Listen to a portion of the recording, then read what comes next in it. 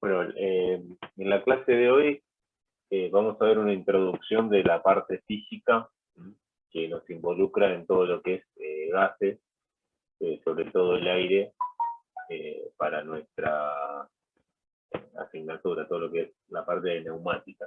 Nosotros en neumática vamos a utilizar el aire comprimido como fuente de energía, y más adelante cuando veamos hidráulica, bueno, van a ser aceites que después ahí vamos, aceite en forma de presión. No podemos decir que el aceite se comprime, pero digamos mover una bomba que va a hacer bombear aceite en cantidad para generar este flujo de aceite.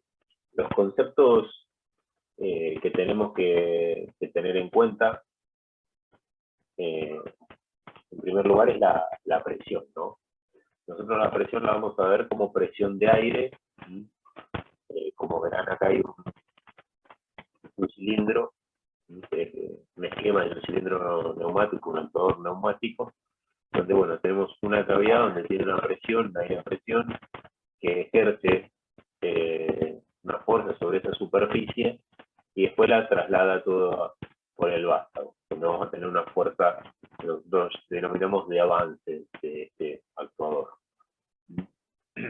Nosotros la forma que podemos relacionar la fuerza, la presión y el área, bueno, es con la fórmula matemática que tenemos escrita acá. La presión es igual a la fuerza dividido la superficie.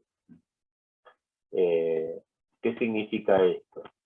Bueno, que nosotros tenemos infinita cantidad de moléculas de aire que ejercen una presión sobre una determinada área, y esto va a terminar haciendo como una resultante, bueno, esa fuerza que vamos a obtener en el vaso. Yo, intuitivamente, como verán, podrán decir, bueno, este actuador también podría tener una presión de aire del otro lado y tener una fuerza de retroceso. Bueno, eso es así. Como verán, esas fuerzas tanto de avance como de retroceso que vamos a ir viendo van a ser distintas, ¿no? A priori podríamos decir que la fuerza de avance va a ser mayor a la fuerza de retroceso, y esa disminución que tenemos en la fuerza de retroceso va a ser, bueno, en esa diferencia de área que tiene. ¿Por qué? Porque al tener un vástago en el medio, el actuador nos está quitando esa cantidad, digamos, de aire que puede seguir ejerciendo presión sobre la superficie y así empujar. Ahora te consulto, en cuanto más allá de la cantidad de aire que tenés dentro de un lado del pistón, también tenés una superficie más pequeña, ¿no? Donde actúa el aire, por ese mismo espacio que le roba el vástago. Exacto, o sea, siempre vamos a hablar de que la presión es la misma, ¿no? ¿Por qué es la misma? Porque el compresor nosotros lo vamos a configurar, por decirlo de una manera, a que trabaje a una presión determinada. Entonces, tanto para un lado o para el otro, para el avance o el retroceso, la presión que vamos a utilizar de aire es la misma. La diferencia, ¿dónde va a ser? Si nosotros la presión es la misma, la fuerza va a estar influenciada después por el área. En este caso vamos a tener un área mayor. Si tenemos más cantidad de pequeñas moléculas de aire que ejercen presión, obviamente esa fuerza va a ser mayor que en el otro caso. Porque en el otro caso, sobre, digamos, el área sombreada celeste, donde se va a ejercer la presión del aire, y sobre el blanco va a ser la fuerza que va a haber fuera, no fuerza acá fuera, digamos, la fuerza de la presión atmosférica, que esa no nos influye a nosotros para este caso, ¿no? Bueno, vamos avanzando. Y nosotros cuando hablemos de presión vamos a tener distintas presiones, podemos encontrar en la bibliografía, o cuando se hable con algún colega. Nosotros tenemos lo que es una presión atmosférica. Esto lo han escuchado todo el mundo, ¿no? ¿Qué significa esa presión atmosférica? Bueno, esta presión es toda la cantidad de aire que tenemos nosotros arriba de nuestra cabeza, que ejerce por gravedad, ejerce determinado peso. A medida que nosotros nos vamos más arriba, o sea, vamos a escalar, bueno, hay menos cantidad de aire arriba nuestro, entonces la presión atmosférica baja. Por eso decimos que nos quedamos sin aire y que nos cuesta respirar, porque hay mucha menos cantidad de aire que nosotros podemos absorber. Entonces, por un lado tenemos lo que es la presión atmosférica y por otro lado tenemos lo que es la presión absoluta y la presión relativa. La presión relativa la pueden encontrar como relativa o manométrica, que es, por ejemplo, la que uno mide, ¿no? La presión manométrica es cuando nosotros medimos la presión de la rueda del auto, nosotros lo que estamos midiendo es la presión del aire, ¿no? Que hay en la atmósfera, más la presión que tiene el neumático. Si nosotros el neumático, por ejemplo, lo tenemos totalmente desinflado, nosotros estaríamos midiendo en el manómetro 0, pero en realidad tiene aire, porque en la atmósfera nosotros estamos respirando y hay aire. Esa presión atmosférica se estipula más o menos a la altura del nivel de mar, que es de una atmósfera o de un bar, más o menos. Y a eso ustedes le agregan la presión que desean, en el caso de sus neumáticos, de agregarle, ¿no? O sea, generalmente unos 30 libras, 2 bares más o menos. Entonces tienes en total, que sería la presión absoluta, sería la del aire, la que hay en la atmósfera, más la que uno le agrega, andaríamos más o menos en los 3 bares. Si dijéramos cuál es la presión absoluta que tendríamos dentro del neumático.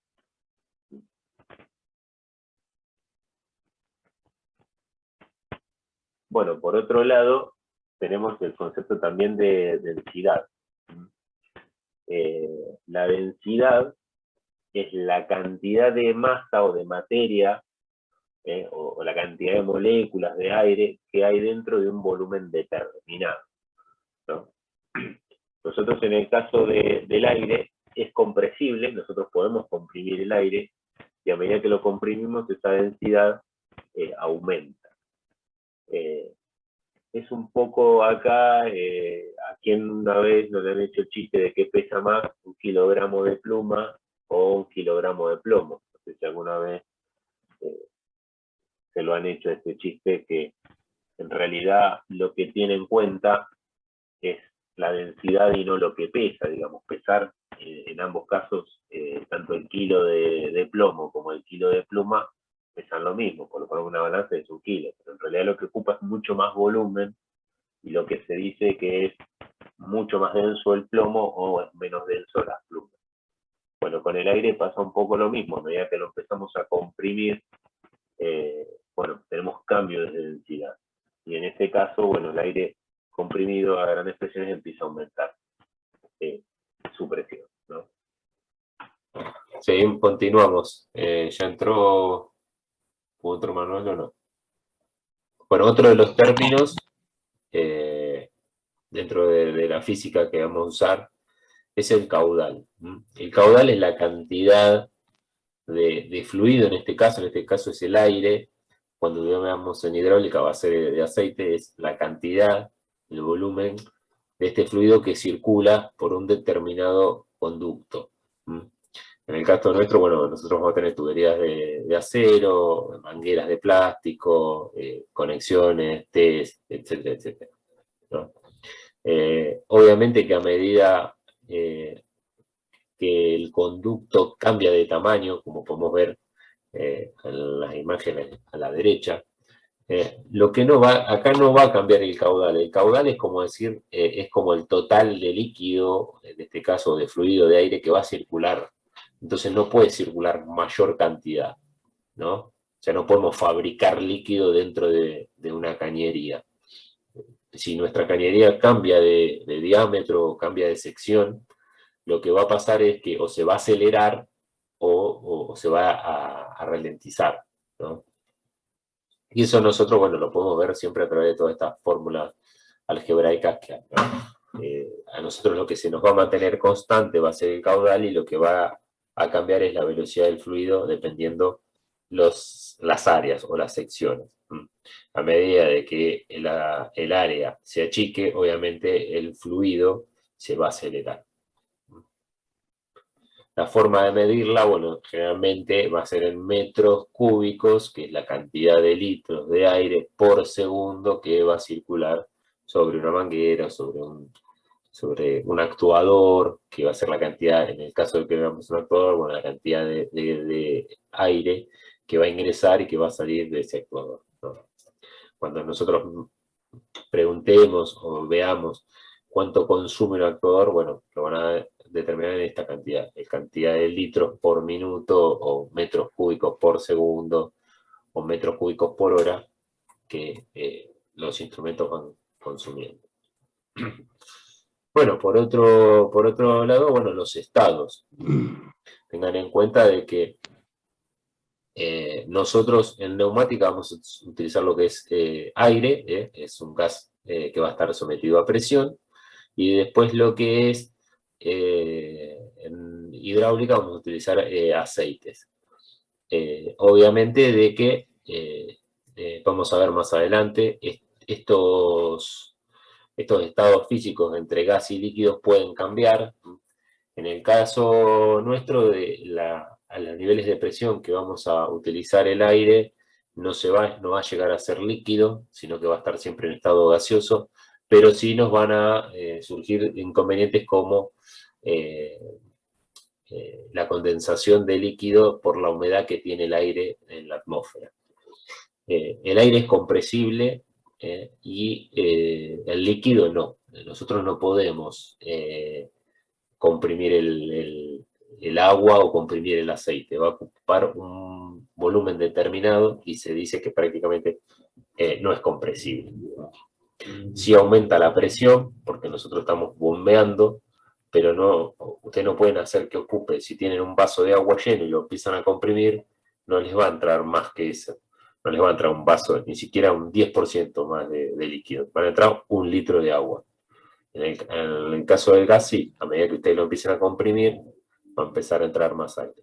Que eso es lo que se va a encargar de hacer el compresor. El compresor va a tomar aire, lo va a comprimir, lo va a meter en un recipiente. Y así sucesivamente hasta ir aumentando la presión en 10 bares, 12 bares aproximadamente. Que es la presión a la que nosotros usamos más o menos los actuadores.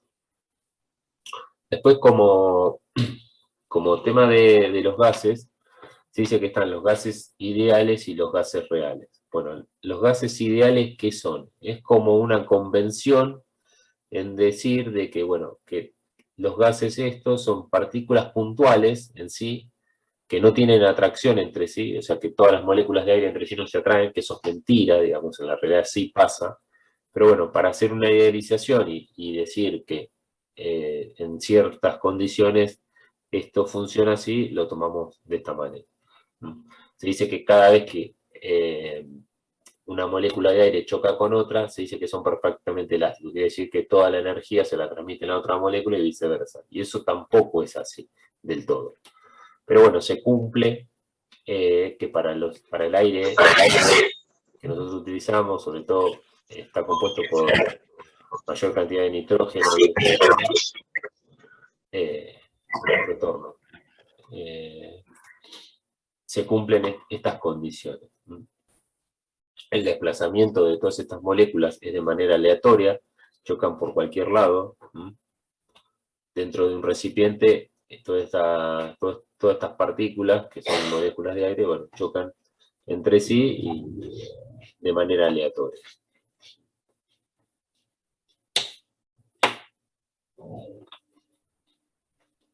Por otro lado, podemos decir, nosotros tenemos la ecuación de la ley de los gases. Nosotros tenemos que un recipiente en un primer estado va a tener una cantidad determinada de aire, o de materia, ¿no? Va a estar a una presión determinada, a un volumen determinado y a una temperatura determinada.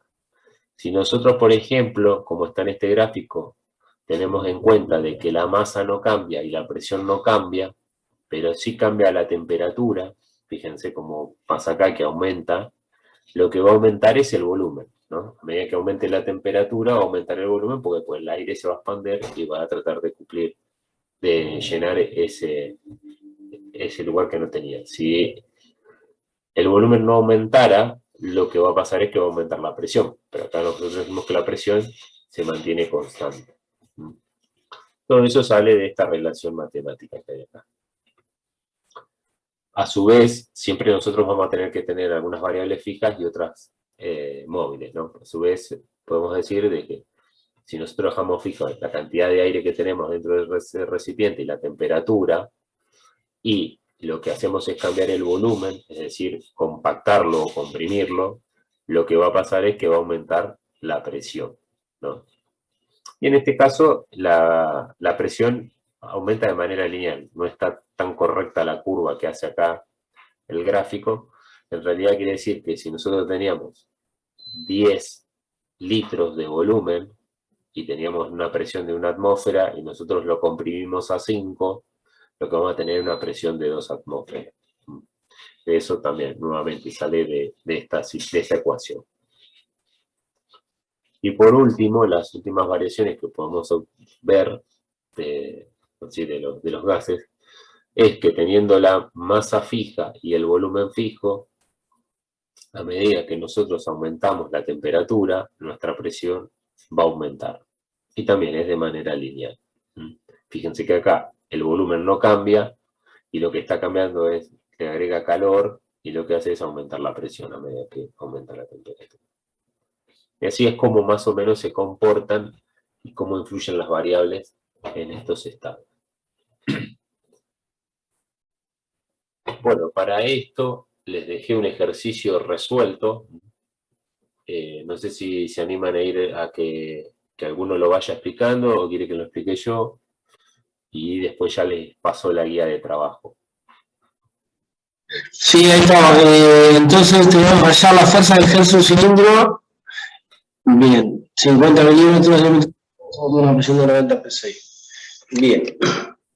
Bueno, fuerza sobre presión. Presión sobre área.